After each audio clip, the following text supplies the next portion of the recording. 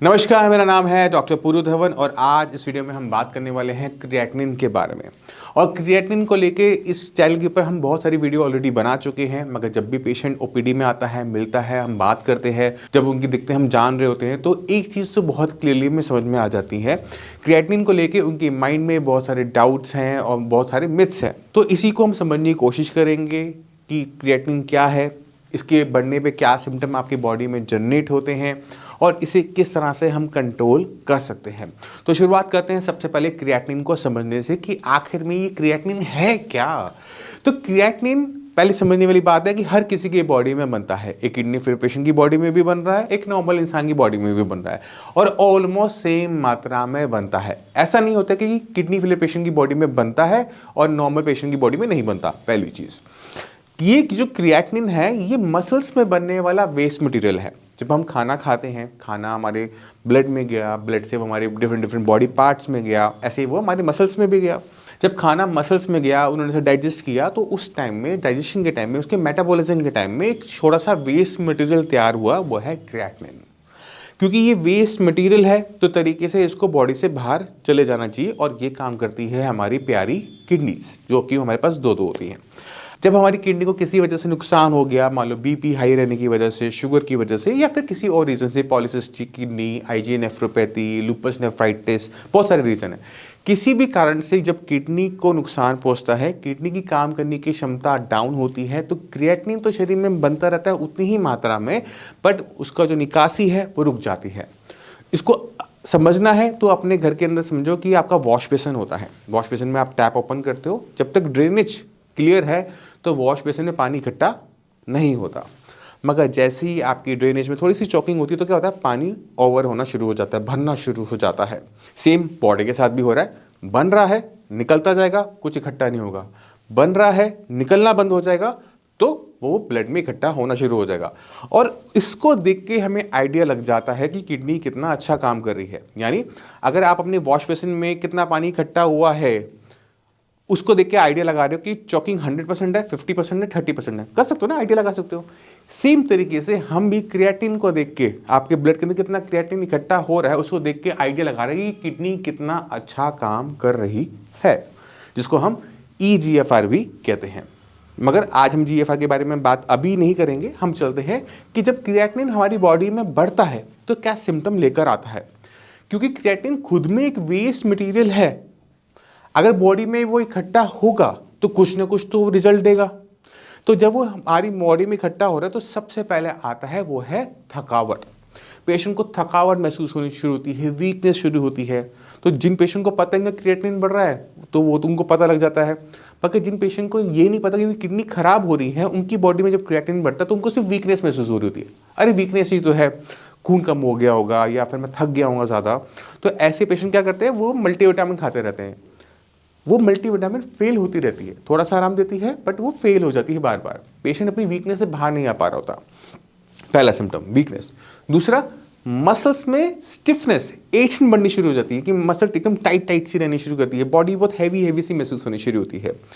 तीसरा जो सिम्टम आपका आता है वो है स्किन पे रैशेस। जब हमारी बॉडी में क्रिएटिनिन बढ़ा, ब्लड में क्रिएटिनिन बढ़ा, ब्लड आपकी हर जगह पे जा रहा है, तो जिन लोगों की स्किन सेंसिटिव होती है वहाँ पर रैशेस बनने शुरू हो जाते हैं, उनको पता लगना शुरू हो जाता है, खुजली होनी शुरू हो जाती है।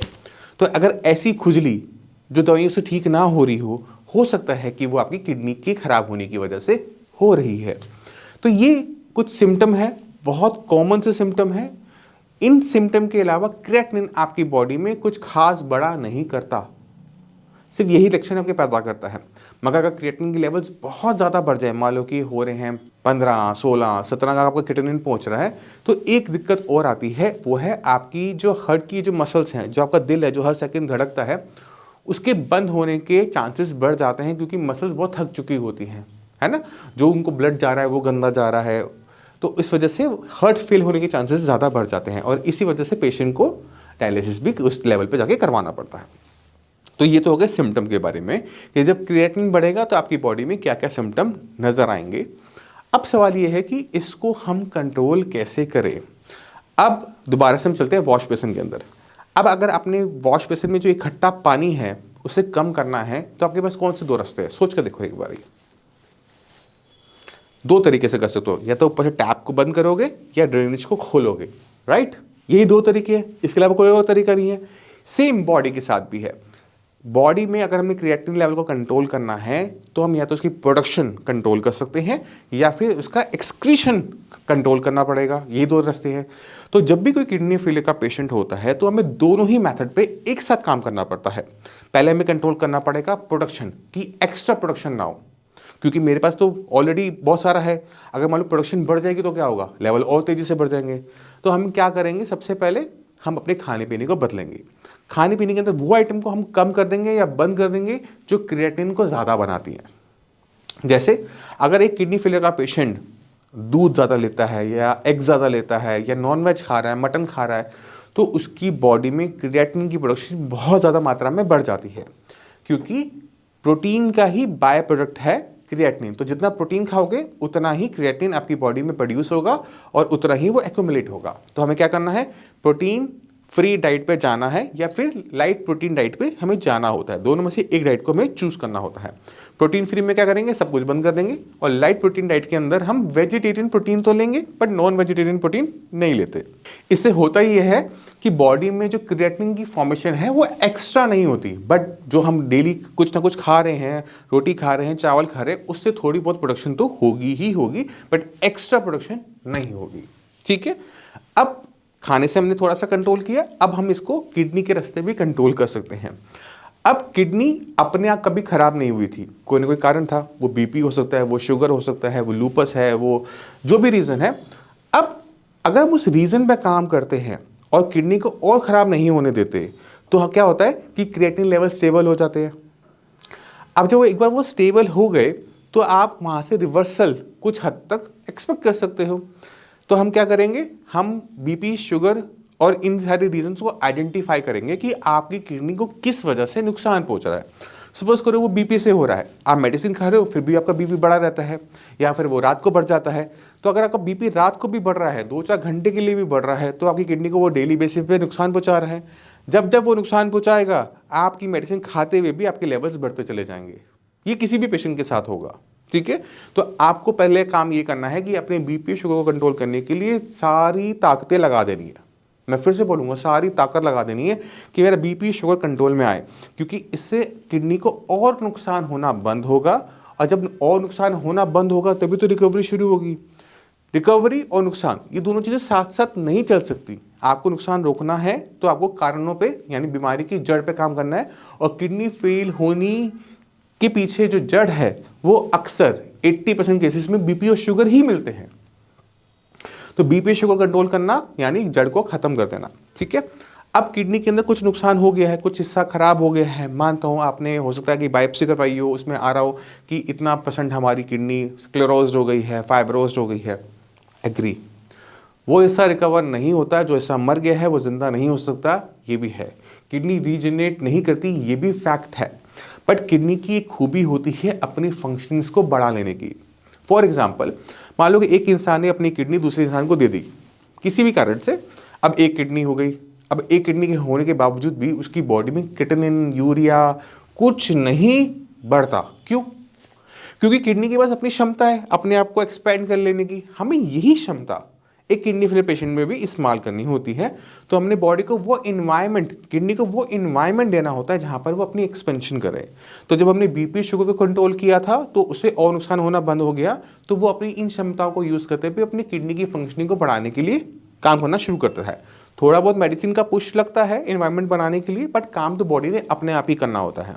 और जब ये होना शुरू होता है तो क्रिएटिनिन बहुत तेजी से डाउन होना शुरू होता है, और 15-20 दिन के अंदर आपको वो रिपोर्टों में भी दिखना शुरू हो जाता है कि मेरी किडनी की फंक्शनिंग पहले से बेटर हो गई। अभी भी आपके माइंड में बहुत सारे डाउट होंगे, तो मैं चाहता हूँ इन डाउट्स को क्लियर करने के लिए कुछ आप रिपोर्ट्स, फैक्ट्स देखो। और आज मैं आपको एक और पेशेंट से मिलवाना चाहता हूँ जिनका नाम है उमेश कुमार। उमेश जी कहाँ रहते हो? मैं जी गाजियाबाद रहता हूँ। गाजियाबाद रहते हो? गाजियाबाद से आया। अच्छा, ये किडनी की दिक्कत अभी कब शुरू हुई थी? एक्चुअली मेरे को 2 अटैक पड़े थे पैरालिसिस के दिमाग से। अच्छा, तो जब मैंने वहाँ टेस्ट कराए तो पता लगा कि किडनी से है। किडनी का भी दिक्कत चल रहा है। तब क्रिएटिनिन लेवल कितना था? तब किडनी लेवल था 13, फिर दोबारा जब टेस्ट कराया था उसका हुआ 15। 15। तो जब आपको ये पैरालिसिस के छोटे छोटे अटैक हुए थे, जी ये कब हुए थे? जब लेवल 15 था? हाँ उस टाइम 13 था। 13 था। लास्ट मंथ जुलाई में शायद 24 तारीख को पहला अटैक पड़ा था हम्म। और 29 तारीख को तो दूसरा। आपको पता ही नहीं लगा था कि आपके लेवल इतने हाई हो गए हैं? नहीं सर, वो तो जब टेस्ट कराने शुरू कराइए तब पता लगा कि इसकी वजह से हाई है। थकावट तो हो रही होगी, जी। सिर में दर्द भी होगा, नहीं सर में दर्द वगैरह कुछ, वॉमिटिंग, फीवर था बस। फीवर था और वॉमिटिंग, वॉमिटिंग थी। वॉमिटिंग चल रही थी ना? ठीक है। और बीपी तो आपका बहुत हाई रहता था पहले? बीपी हाई रहता था, मैं पहले दवाइयाँ भी खाता था बट बीच में बंद कर चेक नहीं किया कभी? कभी चेक नहीं किया। दवाई बंद कर दी। ये जो गलतियां हैं सारे के सारे पेशेंट करते हैं। जब कभी किडनी बीपी से ख़राब होती है तो बीपी जब धीरे धीरे बढ़ता है महसूस ही नहीं होता कि बीपी बढ़ रहा है और पीछे पीछे आपकी किडनी ख़राब होती रहती है। जब खून बहुत ज़्यादा गंदा हो जाता है तब जाके वो सिम्टम पैदा करता है और जो ये सिम्टम होते हैं ये हर पेशेंट में अलग अलग आते हैं। जैसे आपके अंदर क्या हुआ कि आपको छोटे छोटे अटैक हुए, जी। लकवे के छोटे छोटे अटैक हुए जो अपने आप में ठीक भी हो गए। वो इसलिए हो रहे थे क्योंकि खून बहुत गंदा चल रहा था, दिमाग के अंदर जो खून जा रहा था वो भी गंदा जा रहा था, इस वजह से आपको आ रहे थे। अब जब आपकी अल्ट्रासाउंड की रिपोर्ट में हम देखें तो किडनी दोनों छोटी हो गई हैं। और किडनी छोटी कौन करती है ये आपको बहुत अच्छे तरीके से पता है। किडनी छोटी होने के पीछे कारण होता है और वो है हमारा हाई ब्लड प्रेशर। अभी लेवल कितना है आपका? अभी लेवल 10 है। 10 है। कितना टाइम में आपका 15 से 10 आया? यहाँ 1 मंथ में। 1 मंथ में। तब डॉक्टर्स ने क्या बोला था क्या करवाना है? डॉक्टर दीप्ति ने ट्रीटमेंट किया था, फीवर वगैरह था तो उन्होंने किसी दूसरे डॉक्टर को दिया था गाजियाबाद में ट्रीटमेंट गाजियाबाद देकर। में, हाँ राजनगर में मेरा इलाज चल रहा था। उन्होंने तो डायलिसिस वगैरह के लिए बोल दिया था बट मेरे साले की आपसे शायद बात हुई थी।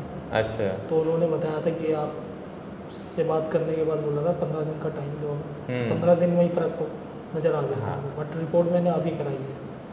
जब लेवल बहुत ज़्यादा होता है तो कभी भी बहुत लंबा ट्रीटमेंट नहीं दिया जाता, छोटे 15 दिन का ट्रीटमेंट दिया जाता है। अगर पेशेंट में आराम आ रहा होता है तो पेशेंट को डायलिसिस करवाने की ज़रूरत नहीं पड़ती। बट अगर लेवल आपका बढ़ता चला जाए तो हमें फिर पेशेंट को भी डायलिसिस बोलना पड़ता है। कंडीशन भी देखनी पड़ती कि पेशेंट चल रहा है, खा रहा है, पी रहा है। अगर मान लो आपको चलने में, बोलने में, खाने में दिक्कत हो रही होती है या सांस फूल रही होती है तो हमें पहले डायलिसिस करवाना पड़ता, फिर आपका ट्रीटमेंट हम स्टार्ट कर पाते हैं। तो पेशेंट का स्टेबल होना किसी भी ट्रीटमेंट को शुरू करने के लिए ज़रूरी है। अब जो 1 महीने में आपके लेवल 15 से 10 आए हैं, कैसा लग रहा है? बहुत अच्छा लग रहा है। जो बाकी मरीज़ हैं किडनी वाले, उन्हें कुछ बोलोगे? उनके लिए यही बोलूँगा, पहले साइंस एंड जीवनी से आप एक बार चेकअप कराएं, उसके बाद डायलिसिस की तरफ जाएं। डायलिसिस ख़राब नहीं है, डायलिसिस की अपनी एक इम्पोर्टेंस है बट आपको समझने की ज़रूरत है कि डायलिसिस करवाने से कभी भी किडनी अपने आप ठीक नहीं हो जाती। डायलिसिस आपकी जान बचा लेता है मगर तो अगर आपको समझना है कि अगर किडनी ख़राब हो रही है तो आपको पहले अपनी किडनी पे काम करना है। किडनी को इस लायक ख़राब होने ही नहीं देना कि आपको डायलिसिस करवाना पड़े। और इतने हाई लेवल जैसे उमेश जी ने गलती करी कि लेवल 15 पहुंच गए ध्यान ना रखते हुए, वो गलतियां मत करो क्योंकि अगर ये गलतियां करते रहते हो तो हर पेशेंट इतना नसीब भला नहीं होता कि 15 के लेवल पर भी सर्वाइव कर सके, पेशेंट की जान निकल जाती है। तो आप इस बात को समझो और ध्यान रखो। जो मैं आपको वीडियोस में यूट्यूब चैनल पे समझाता हूँ उसको अंडरस्टैंड करने की कोशिश करो और अपनी बॉडी का, अपनी किडनी का जितना अच्छा हो सके उतना ध्यान रखने की कोशिश करो। मैं उम्मीद करता हूँ इस वीडियो में आप उमेश जी की हेल्प से समझ गए होंगे कि क्रिएटिनिन का लेवल बढ़ जाता है और आपको सिम्टम क्यों नहीं देता। जो अक्सर आप मेरे से आके पूछते हो कि मुझे कोई थकावट नहीं हो रही, मुझे कोई परेशानी नहीं हो रही, इससे मेरा क्रिएटिनिन लेवल बढ़ा हुआ है। जब आप ये क्वेश्चन पूछते हो तो उसका आंसर आपको आज उमेश जी से पता लग गया होगा। फिर भी माइंड में कोई भी डाउट हो, कुछ भी पूछना चाहते हो, मोस्ट वेलकम है, आगे भी मिल सकते हो। डॉक्टर्स की टीम पूरी है, आप उनसे भी बात कर सकते हो। इसी के साथ आप सभी चलने की आगे चाहूँगा। मिलते हैं अगली वीडियो में, तब तक के लिए नमस्कार।